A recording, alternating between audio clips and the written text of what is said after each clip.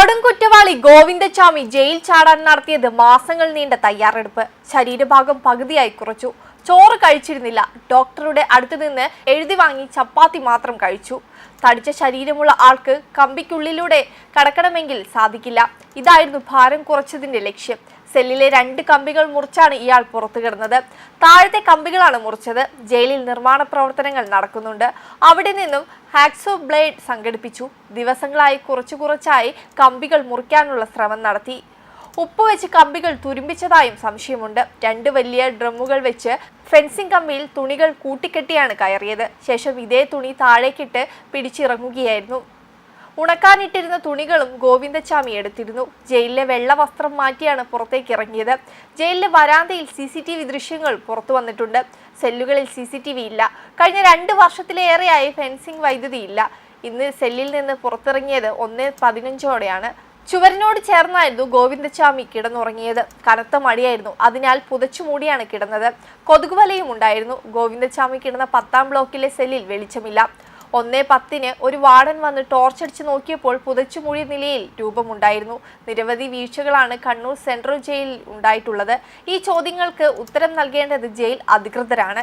ജയിലിൽ CCTV നിരീക്ഷിക്കേണ്ടവരും patrolling ഡ്യൂട്ടിയിൽ ഉണ്ടായിരുന്നവരും എവിടെ പോയി? 3 മതിലുകൾ ചാടിക്കടന്ന് വേണം ഗോവിന്ദച്ചാമിക്ക് പുറത്തെത്താൻ. ഈ സമയമൊക്കെ ജയിൽ ഉദ്യോഗസ്ഥരും ജീവനക്കാരും എന്തു ചെയ്യുകയായിരുന്നു?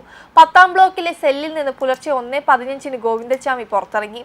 ഇവിടെ വെളിച്ചമില്ലായിരുന്നു. CCTV വരാന്തയിൽ മാത്രം. 3 മതിലുകൾ ചാടിക്കിടക്കാൻ എടുത്തത് 4 മണിക്കൂർ. ഉദ്യോഗസ്ഥർ എന്തു ചെയ്യുകയായിരുന്നു? ജയിലിൽ വെള്ള വസ്ത്രങ്ങളാണ് തടവുപുള്ളികൾക്ക് നൽകുക. എന്നാൽ ജയിൽ ചാടി ഗോവിന്ദച്ചാമി ധരിച്ചത് കറുത്ത ഷർട്ടും. പിന്നീട് വെള്ള വസ്ത്രവും മാറിയതെങ്ങനെ?